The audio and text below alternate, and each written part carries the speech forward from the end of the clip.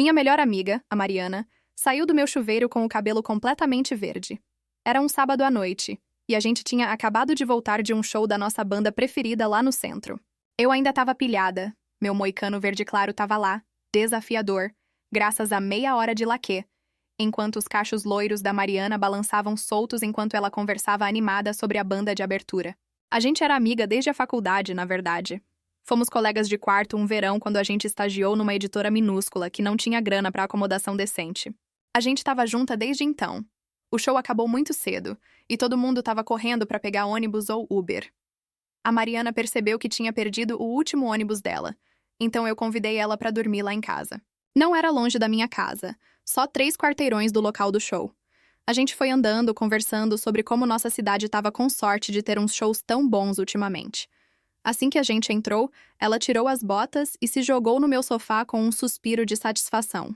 Eu peguei umas cervejas pra gente e a gente se acomodou reclamando alto que o show tinha acabado.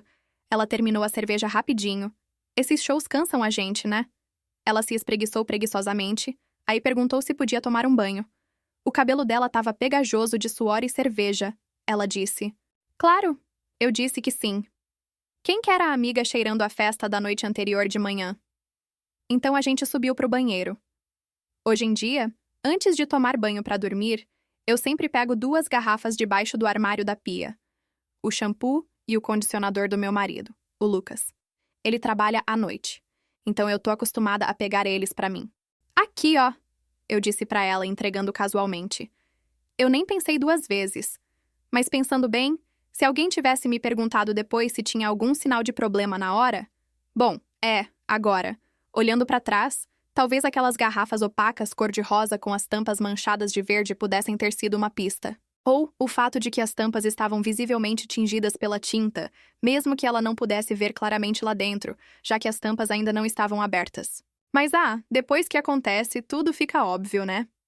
Ela saiu do meu banheiro enrolada numa toalha no corpo e outra na cabeça, tipo turbante, pra secar aquele cabelo loiro comprido que eu sempre invejei em segredo.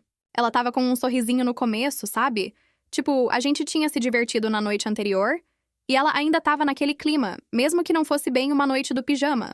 Mas aí aquele sorriso começou a sumir enquanto eu observava, com minha caneca de café no meio do caminho pra boca. Aí veio algo entre uma expiração pelas narinas dilatadas, tipo um cavalo quando tá bravo, seguida por um engasgo alto. Era como se ela tivesse acabado de ver um fantasma parado bem ali na frente do espelho do banheiro. Só que não era nenhum espectro dando calafrios nas duas. Não, acabou sendo o reflexo dela mesma olhando de volta pra ela. Ela gritou então. Não tipo aqueles gritos falsos de filme, mas um choque da vida real percorrendo cada terminação nervosa, do tipo que você consegue praticamente ver os arrepios surgindo nos braços de alguém mesmo do outro lado do cômodo. Minha caneca congelou no ar, minhas sobrancelhas subiram. O que tinha acabado de acontecer? Aí ela começou a gritar que as mechas loiras dela estavam verdes. Era tipo assistir uma daquelas cenas em câmera lenta. Alguém bate numa porta de vidro que não viu, e você já sabe que a testa da pessoa vai doer pra caramba quando a ficha cair. Atônita, eu fiquei ali enquanto ela continuava passando os dedos pelo que costumava ser cabelo loiro, agora com manchas verdes tipo uma obra de arte moderna desastrosa. Eu finalmente consegui dizer que sentia muito, explicando que eu não tinha pensado nisso, e que talvez ela devesse ter perguntado primeiro. Ela se virou, os braços cruzados sobre a toalha que mal se segurava. Exigiu saber como ela iria adivinhar, me acusando de não ter avisado. Tentando não gaguejar, eu procurei palavras que pudessem fazer sentido para aquela bagunça sem parecer acusatória também. Não era culpa dela também, por não ter checado? Mas antes que eu pudesse encontrar qualquer palavra, ela já tinha se virado de novo e saído furiosa para o quarto de hóspedes, batendo a porta atrás dela tão forte que as paredes tremeram. Por 1 minuto, eu fiquei sentada ali, tentando processar o que tinha acabado de acontecer. O silêncio que seguiu nossa gritaria era pesado, como se a gente estivesse discutindo por algo muito maior do que tinta de cabelo verde. Eu respirei fundo, contando as respirações em voz alta para me acalmar. Aí levantei e fui até a porta do quarto dela, batendo de leve. Um "sai daqui" abafado veio através da madeira, pontuado por soluços. Isso me surpreendeu. Nenhuma de nós era muito do tipo de chorar. Mas não tinha mais volta. Eu tentei de novo, perguntando baixinho se eu podia entrar pra gente conversar direito, sem gritar.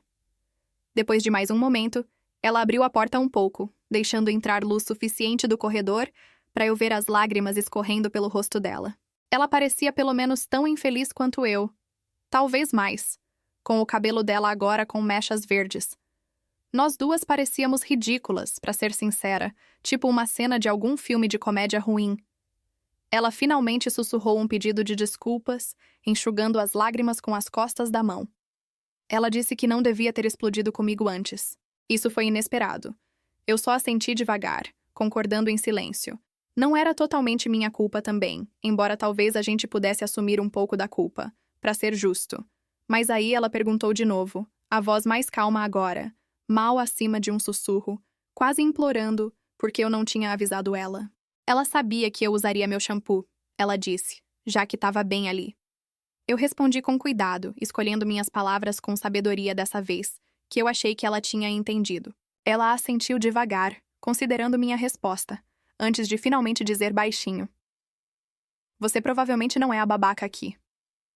Ela se virou de mim então, mas eu estendi a mão para tocar o braço dela antes que ela pudesse ir embora completamente. Espera, eu disse. Minha voz mais suave agora, quase implorando. Ela hesitou, não se afastando totalmente, mas claramente já tinha terminado a conversa. Ela só disse secamente que eu provavelmente estava errada sobre tudo aquilo de qualquer jeito. Era como se ela já tivesse perdido o interesse em discutir ou não se importasse o suficiente para continuar brigando por algo estúpido que nem era problema dela. Aí, sem mais uma palavra, ela foi embora, deixando para trás só o silêncio e o cheiro fraco da tinta ainda pairando no ar como um lembrete indesejado. No fim da manhã seguinte, eu acordei com uma sensação pesada ainda pairando da discussão da noite anterior. Eu chequei meu celular. Ela não tinha respondido a nenhuma das minhas mensagens. Quando a gente chegou no trabalho juntas mais tarde naquele dia, uma primeira vez estranha na nossa amizade de meses, ficou claro que as coisas tinham mudado entre a gente. O tratamento de silêncio começou de novo depois do oi seco dela. Nossos colegas ficavam me lançando olhares quando achavam que eu não estava olhando. Sussurros preenchiam os espaços vazios onde antes havia conversas. Um deles se aproximou da minha mesa mais tarde naquele dia com uma expressão preocupada no rosto. Ele perguntou o que tinha acontecido, dizendo que a Mariana estava contando para todo mundo como eu podia ser terrível e sem consideração, agindo sem nenhum aviso ou cuidado com os outros. Eu só concordei, sem me dar ao trabalho de me defender mais. À noite, quando a gente saiu juntas de novo sob um silêncio tenso, todo mundo parecia estar ativamente evitando a gente também. Até nosso grupo de amigos de sempre estava visivelmente ausente do lugar de costume, perto da entrada onde eles geralmente me esperavam. Semanas se passaram e tudo parecia diferente agora. Era como se a gente estivesse pisando em ovos uma com a outra. A Mariana ainda dormia lá em casa às vezes quando o ônibus dela atrasava, mas não era mais tão confortável, menos espontâneo, mais planejado, quase como colegas de quarto em vez de amigas que podiam simplesmente se jogar juntas a qualquer hora. Ela nunca mais usou minhas coisas de banho depois daquele dia, e ninguém mais usou, na verdade, porque a história se espalhou sobre o que aconteceu. As pessoas ainda me olhavam diferente, os olhos desviando quando eu falava, como se não tivessem certeza se talvez dessa vez pudesse ser uma armadilha. Até meu marido, o Lucas, parecia mais quieto perto dela, quase tentando evitar se envolver, o que não era bem o estilo dele. Ele geralmente era bem direto nas coisas, deixando tudo ainda mais estranho do que antes. Uma noite, a gente estava todo mundo no nosso bar de sempre, e eu vi a Mariana e meu marido, o Lucas, conversando baixinho juntos, afastados de todo mundo. Eles não me viram observando, mas a linguagem corporal dele sugeria que não era só uma conversa casual.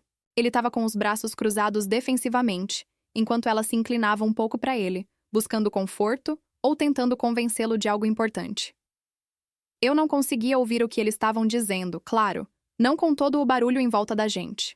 Pareceu estranho ver os dois juntos. Um momento tão particular acontecendo bem ali no meio de todo mundo, mas separado, tipo uma ilha isolada no meio do nosso caos de sempre.